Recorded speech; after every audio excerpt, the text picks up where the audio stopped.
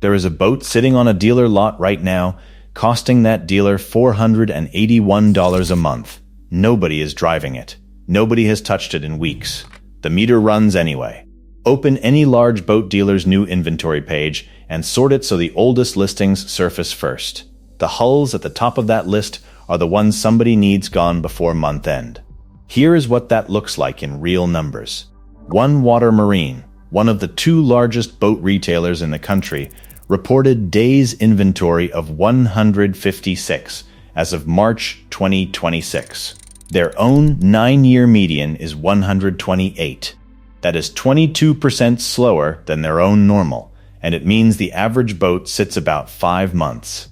MarineMax filings show floor plan interest expense climbing from $7.5 million in fiscal 2022 to $47.1 million in fiscal 2024. The cost of simply holding unsold boats went up more than 6-fold in 2 years. And North Point Commercial Finance, one of the largest marine floor plan lenders in America, disclosed that over 23% of its marine portfolio sits in a status code other than in stock. Nearly a quarter of the boats they financed are no longer selling normally. 7 forces decide what actually happens to a boat that will not sell. By the end of this video, you will know all 7. You will know the dealership that ran that entire chain into bankruptcy court with $105 million of debt attached. And you will know how to read one character on the back of a hull that tells you exactly how long a new boat has really been sitting. Keep that character in the back of your mind. It is the whole payoff, and it lands at the end. But first, look at this from where you are standing.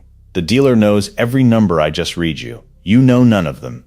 That gap is the price you pay, and you pay it on the day you sign. The Dealer Decoded Playbook is one of 6 guides inside the bilge files. $47 one-time instant download at hullhonest.com, link below. Nobody pays this channel to point at a brand. No sponsors, no dealer deals, no affiliate links. That independence is exactly why that vault can name names. Now, force number 1, and it is the one everything else hangs off. Force number 1, the meter that never stops. Here is what almost nobody outside the business understands. That dealer does not own the boat. A floor plan lender paid the manufacturer's invoice directly, and the dealer is borrowing that hull until somebody buys it. In OneWater's own filings, Wells Fargo Commercial Distribution Finance, spoken CDF, finances 100% of the vendor invoice price on new boats, engines, and trailers. Think of it like a taxi with the meter running while the car is parked. Nobody is going anywhere. The fare climbs anyway. And the rate is not friendly. OneWater's facility runs at adjusted 30-day average SOFR, spoken SOFR, plus a margin of 2.75 to 5%, and that margin moves with the age of the inventory. MarineMax's floor plan sits at 3.45 over 1 month SOFR, which put them near 7.7% as of September 30th, 2025. Run that on a $75,000 boat. $75,000 at 7.7% is $5,775 a year. Divide by 12. $481 a month in pure interest before $1 of principal. Now here is the objection you are already forming, and you would be completely right to raise it. A boat sitting on a lot does not cost anything. It is already built. It is just fiberglass in the sun. That is true for the manufacturer. It is not true for the dealer, and the filings prove it. Every month that hull sits, the dealer's cost goes up and their profit on it goes down. Which brings us to the part that turns a slow boat into an emergency. Force number 2, the paydown clock. Interest is only the first bill. The second one is called curtailment, spoken curtailment, and it is scheduled principal. The lender forces the dealer to start writing real paydown checks on a unit that has not sold. MarineMax's own annual report puts it plainly. Advances carry a curtailment schedule requiring the dealer to pay down each advance on a periodic basis starting after 6 months, with new inventory advances generally maturing 1,080 days from the invoice date. That is roughly 3 years to 0. Now I am going to be straight with you, because the sharp guys in the comments always are. No marine lender publishes an exact curtailment percentage schedule. I looked. The cleanest documented version comes out of the car business, not the boat business. Automotive floor plan agreements require a monthly principal reduction of 10% of the original amount on any vehicle floored more than 180 days. That is a car contract. I am showing it because it is the clearest proof of how the machine works, not because I can tell you a boat lender uses those exact numbers. What I can tell you is the range. Floor plan providers charge from 5% to as high as 30% on each curtailment due, and many tier it so the percentage climbs the longer a unit sits. The consequence for you is the first crack in the price. Once curtailments begin, that boat is no longer a slow seller. It is an active cash drain, and that is when make me an offer starts appearing in the conversation. Force number 3, the subsidy cliff. For the first stretch of a boat's life on the lot, the dealer often is not paying that $481. The manufacturer is. It is called free flooring, and it exists so dealers will stock boats in the dead of winter for a spring selling season. MasterCraft discloses that it reimburses dealers for certain floor plan interest costs for up to 9 months from the date of invoice. Fountain Powerboat historically accrued that support for a maximum 6-month, 180-day period. MarineMax describes manufacturer interest assistance as generally including periods of free financing. 6 months. 9 months. Then it stops. That is the actual moment a boat goes radioactive, and it has nothing to do with condition. Around month 9 or 10, the carry stops being the factory's problem and becomes the dealer's, on a hull about to become last year's model. So a boat's negotiability does not move in a straight line. It falls off a shelf, and the shelf is the day the subsidy expires. I tear into this industry exactly like this every week, and the list of things they would rather you never work out does not get shorter. If that is your kind of thing, subscribe and come along for the rest of it. Force number 4, the paper cliff. A new model year arrives, and the boat that was current yesterday is prior year today. Same hull, same mold, different digit on a form, and that digit is looser than you think.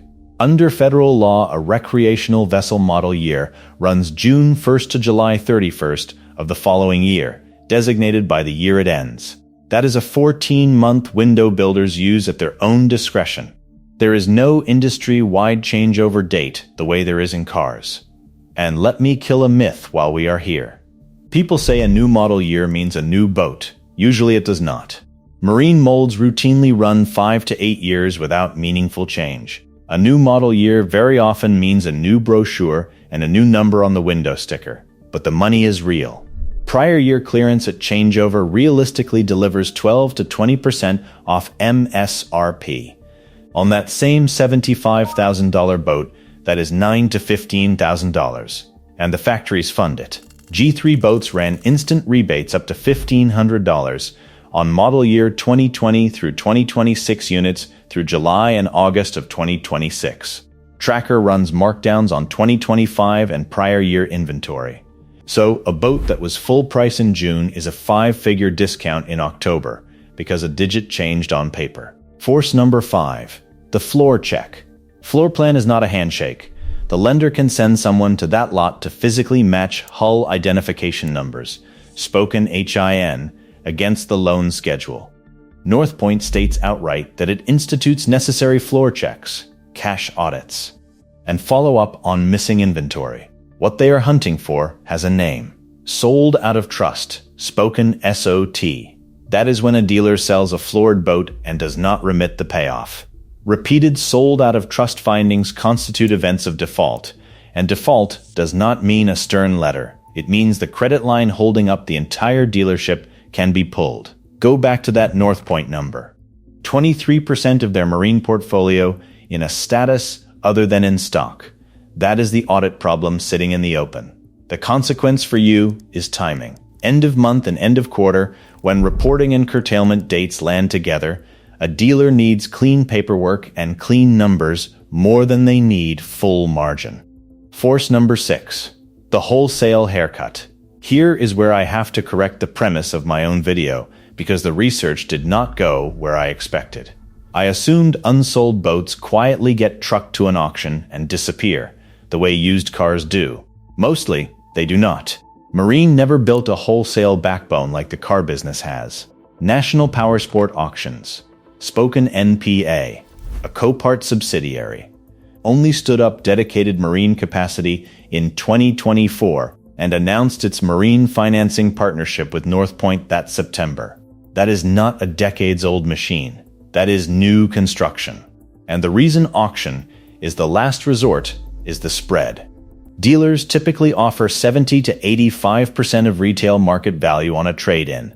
Trade Only Today's own panel put the gap between MSRP and what a dealer actually nets at 35 to 45% wide. Do that arithmetic from the dealer's chair. Dumping the hull wholesale costs more than cutting the sticker does, which is the best news in this video. The discount you are offered is not generosity, and it is not a trap. It is the cheaper of two bad options. Force number 7. The blocked line. Age does not just raise the rate. It lowers how much the lender will lend against that hull, which strangles the dealership's ability to floor anything new. MarineMax says it directly. The aging of its inventory limits its borrowing capacity, because curtailments reduce the allowable advance rate as inventory ages. And the room is thin. MarineMax reported floor plan borrowings of roughly $715.7 million as of September 30th, 2025, against facility headroom of about $1.1 million. The consequence is that the old boat is physically blocking the new boat. Clearing it is not a preference. It is how the dealer gets to order anything you actually want. Now let me run all 7 of those forces through one real set of numbers, because there is a dealership that did every single one of them at once. Tommy's Boats. 14 dealerships across 8 states. $190.2 million in revenue in fiscal 2023. The largest dealer in the United States for Malibu boats, Spoken Malibu, accounting for roughly 1/3 of Malibu's powerboat sales. They filed Chapter 11 on May 20th, 2024. Force 1 and Force 3, the carry and the subsidy. The first day declaration states floor plan debt to M&T Bank had climbed to about $105 million, when management believed it should have been closer to $40 million. Lost carry interest support averaged about $1 million a month. $1 million a month to hold boats. Force 4, the slow inventory. Tommy's own lawsuit alleged Malibu supplied nearly $100 million of its highest-priced, highest-margin, slow-moving boat inventory across 15 dealerships. Force 5 and Force 6, the audit and the exit. A trustee was appointed. In July 2024, Gordon Brothers began nationwide clearance sales of over $100 million of inventory, at up to 35% off MSRP across 9 dealerships. That is what boats that will not sell actually look like at the end. Not an auction lane. A liquidation banner. It closed with a $3.5 million settlement with Malibu and a liquidating plan effective August 26, 2025, listing liabilities between $100 and $500 million against assets of $1 to $10 million. A $190 million retailer dismantled by the cost of holding its own inventory. Now, the payoff I promised you. The character on the transom. Every boat built for United States sale since August 1st, 1984 carries a 12-character hull identification number, and federal regulation fixes what each character means. The first 3 letters are the manufacturer identification code, Spoken MIC, and you can run them through the Coast Guard's public database of over 16,000 codes to confirm who really built that hull. Characters 4 through 8 are the serial number. Characters 11 and 12 are the model year, and that is the number the salesman is selling you. Characters 9 and 10 are the ones that matter. Character 9 is a letter for the month of certification. A is January, B is February, straight through to L for December. Character 10 is the last digit of the year it was actually built. So a number ending K526 decodes as certified in November of 2025, sold to you as a model year 2026 boat. If you are standing on that dock in the summer of 2026, that single digit just told you the hull has been sitting the better part of a year. Model year is marketing. Character 10 is the truth. Find it on the starboard outboard side of the transom, within 2 inches of the top edge, in characters at least a quarter inch tall. So here is the buyer's play. Read Character 10. Then ask one question, in exactly these words. How many days has this specific hull been on your floor? Then price it against what you now know. The dealer's real floor is roughly the floor plan payoff, which is close to invoice, plus whatever curtailment principal they have already paid, minus the factory clearance rebate. 12 to 20% off MSRP on a prior year unit is a documented, achievable number. Bring the end of the month with you, and bring Character 10. And now the part that costs me the clean ending, because you deserve it. There is a real bill attached to buying an aged boat, and it is not zero. Ultraviolet light breaks down the polymer chains in gel coat resin, degrading the surface into a chalky powder, and a hull that spent 2 southern summers on a lot has been cooking the whole time. Ethanol-blended fuel left sitting undergoes phase separation, leaving a corrosive water and ethanol layer in the tank that can destroy an engine. Add batteries cycling dead, trailer tires flat spotting on one patch of concrete, and electronics already a generation behind. So the verdict is conditional, not blanket. A well-stored aged unit with documented fuel and battery service bought at 15 to 20% off is one of the best values in this market. A sun-baked lot boat with 2 seasons of old fuel in the tank is a discount on a repair bill. Walk, and I will say the other honest thing too. That dealer is not gouging you when they hold firm on a fresh unit. On a hull that just landed, their carry is subsidized and their margin is real. On the one that has sat 14 months, they are often selling near cost, and the better part of $7,000 in interest is already gone either way. Their pain is real. It is just not your job to absorb it. Here is the law this whole story proves. A boat's price is not set by what it is worth. It is set by how long it has been sitting. You never paid too much because you were careless. You paid too much because the number that measures the dealer's pain is stamped in quarter-inch characters on the back of the boat, where nobody ever told you to look. Everyone in that building could read it, except you. Now you can too. Nobody pays this channel to point at a brand. No sponsors, no dealer deals, no affiliate links, which is the only reason any of this got said out loud. YouTube thinks you will like this video, so click it. And if you made it to the end, subscribe, because the next one costs somebody money too.